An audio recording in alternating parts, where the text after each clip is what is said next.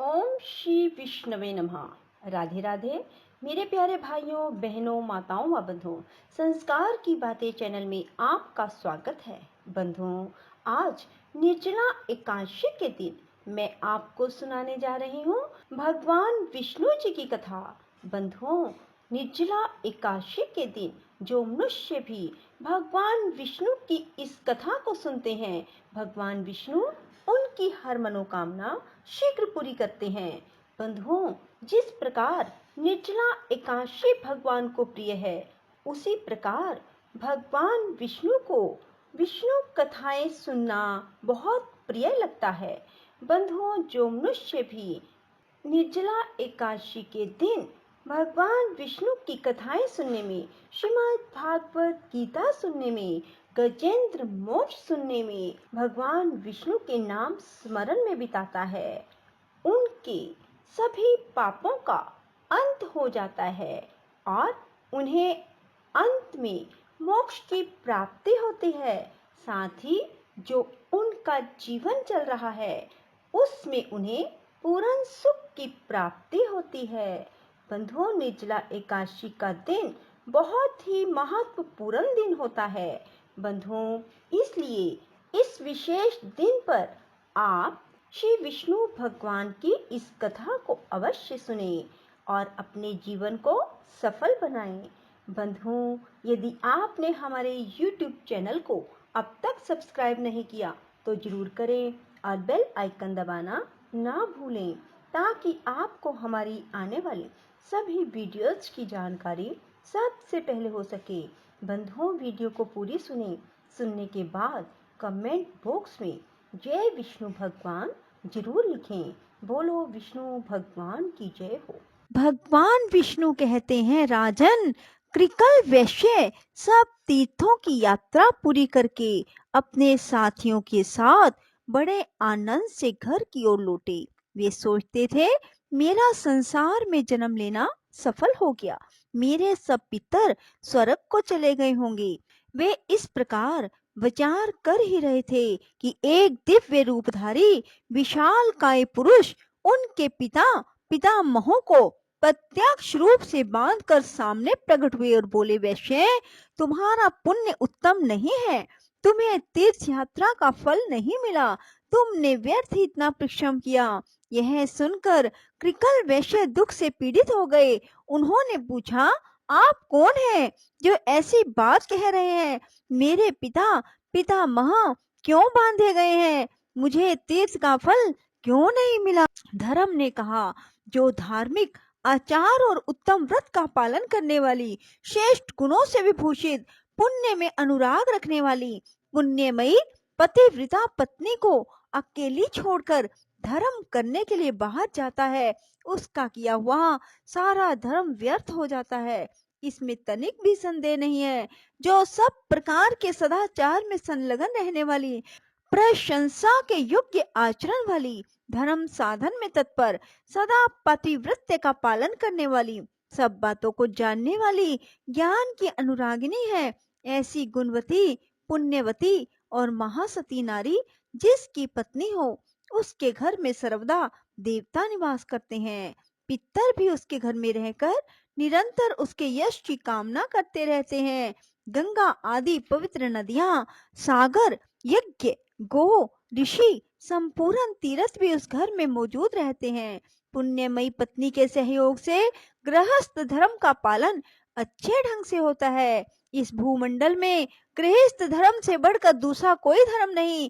वैश्य, गृहस्थ का घर यदि सत्य और पुण्य से युक्त हो तो परम पवित्र माना गया है। वहां सब तीर्थ और देवता निवास करते हैं।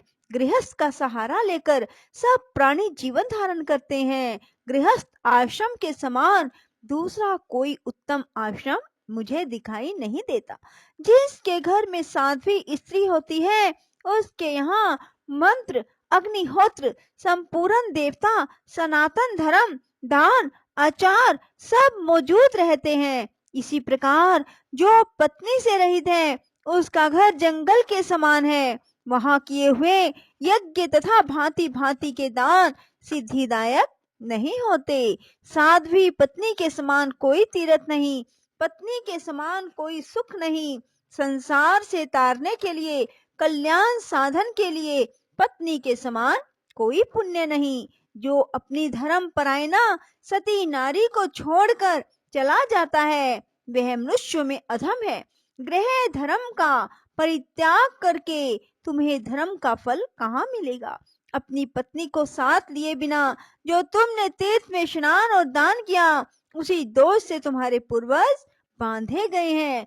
तुम चोर हो और तुम्हारे ये पितर भी चोर हैं, क्योंकि इन्होंने लोलुपतावश तुम्हारा दिया हुआ श्राद्ध का अन्न खाया है। तुमने श्राद्ध करते समय अपनी पत्नी को साथ नहीं रखा था। जो सुयोग्य पुत्र श्रद्धा से युक्त हो अपनी पत्नी के दिए हुए पिंड से श्राद्ध करता है, उससे पितरों को वैसी ही तृप्ति होती है जैसी अमृत पीने से। इसमें तनिक भी संदेह नहीं। पत्नी ही गृहस्थ धर्म की स्वामिनी है। उसके बिना ही जो तुमने शुभ कर्मों का अनुष्ठान किया है, यह स्पष्ट ही तुम्हारी चोरी है। जब पत्नी अपने हाथ से अन्न तैयार करके देती है, तो वह अमृत के समान मधुर होता है। उसी अन्न को पितर प्रसन्न होकर भोजन करते हैं और उसी से उन्हें विशेष संतोष और तृप्ति होती है। पत्नी के बिना जो धर्म किया जाता है, वह निष्फल होता है। कृकल ने पूछा, धर्म, अब कैसे मुझे सिद्धि प्राप्त होगी और किस प्रकार मेरे पितरों को बंधन से छुटकारा मिलेगा? धर्म ने कहा, महाभाग, अपने घर जाओ। तुम्हारी धर्म परायण पुण्यवती पत्नी शुक्ला तुम्हारे बिना बहुत दुखी हो गई थी। उसे सांत्वना दो और उसी के हाथ से श्राद्ध करो। अपने घर पर ही पुण्य तीर्थों का स्मरण करते हुए तुम श्रेष्ठ देवताओं का पूजन करो। इससे तुम्हारी की हुई तीर्थ यात्रा सफल हो जाएगी। भगवान श्री विष्णु कहते हैं, राजन, यो कहकर धर्म जैसे आए थे वैसे ही लौट गए। परम बुद्धिमान कृकल भी अपने घर गए और पतिव्रता पत्नी को देखकर मन ही मन बहुत प्रसन्न हुए। शुक्ला ने स्वामी को आया देख उनके शुभ आगमन के उपलक्ष्य में मांगलिक कार्य किए। इसके बाद धर्मात्मा वैश्य ने धर्म की सारी चेष्टा बतलाई। स्वामी के आनंददायक वचन सुनकर महाभागा शुक्ला को बड़ा हर्ष हुआ। उसके बाद कृकल ने घर पर ही रहकर पत्नी के साथ श्रद्धा पूर्वक श्राद्ध और देव पूजन आदि पुण्य कर्म का अनुष्ठान किया। इससे प्रसन्न होकर देवता, पितर और मुनिगण विमानों के द्वारा वहां आए और महात्मा कृकल और उसकी महानुभावा पत्नी दोनों की सराहना करने लगे। मैं, ब्रह्मा और महादेव जी भी अपनी अपनी देवी के साथ वहां गए। संपूर्ण देवता उस सती के सत्य से संतुष्ट थे। सब ने उन दोनों पति पत्नी से कहा, सुव्रत, तुम्हारा कल्याण हो, तुम अपनी पत्नी के साथ वर मांगो। कृकल ने पूछा, देववरों, मेरे किस पुण्य और तप के प्रसंग से पत्नी सहित मुझे वर देने को आप लोग पधारे हैं? इंद्र ने कहा, यह महाभागा शुक्ला सती है। इसके सत्य से संतुष्ट होकर हम लोग तुम्हें वर देना चाहते हैं। यह कहकर इंद्र ने उसके सतीत्व की परीक्षा का सारा वृतांत थोड़े में कह सुनाया। उसके सदाचार का महात्म सुनकर उसके स्वामी को बड़ी प्रसन्नता हुई। हर्ष उल्लास से कृकल के नेत्र डबडबा आए। धर्मात्मा वैश्य ने पत्नी के साथ समस्त देवताओं को बारंबार साष्टांग प्रणाम किया और कहा, महाभाग देवगण, आप सब लोग प्रसन्न हो। तीनों सनातन देवता ब्रह्मा, विष्णु, शिव हम पर संतुष्ट हो। अन्य जो पुण्य आत्मा ऋषि मुझ पर कृपा करके यहाँ पधारे हैं, वे भी प्रसन्नता प्राप्त करें। मैं सदा भगवान की भक्ति करता रहूं। आप लोगों की कृपा से धर्म तथा सत्य में मेरा निरंतर अनुराग बना रहे। इसके बाद अंत में पत्नी और पितर के साथ मैं भगवान श्री विष्णु के धाम में जाना चाहता हूँ। देवता बोले, महाभाग एवं अस्तु, यह सब कुछ तुम्हें प्राप्त होगा। भगवान श्री विष्णु ने कहा, राजन, यह कहकर देवताओं ने उन दोनों पति पत्नी के ऊपर फूलों की वर्षा की, ललित, मधुर और पवित्र संगीत सुनाया। वर देकर वे उस पतिव्रता की स्तुति करते हुए अपने अपने लोक को चले गए। इस परम उत्तम और पवित्र उपाख्यान मैंने पूर्ण रूप से तुम्हें सुनाया। राजन, जो मनुष्य इसे सुनता है वह सब पापों से मुक्त हो जाता है। स्त्री मात्र को शुक्ला का उपाख्यान श्रद्धा पूर्वक सुनना चाहिए।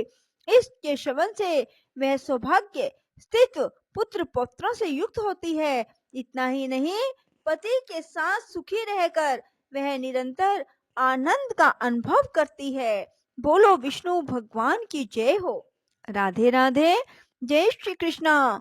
बंधुओं, यदि आपको हमारी वीडियो पसंद आए तो इसे लाइक करें और शेयर भी जरूर करें। धन्यवाद।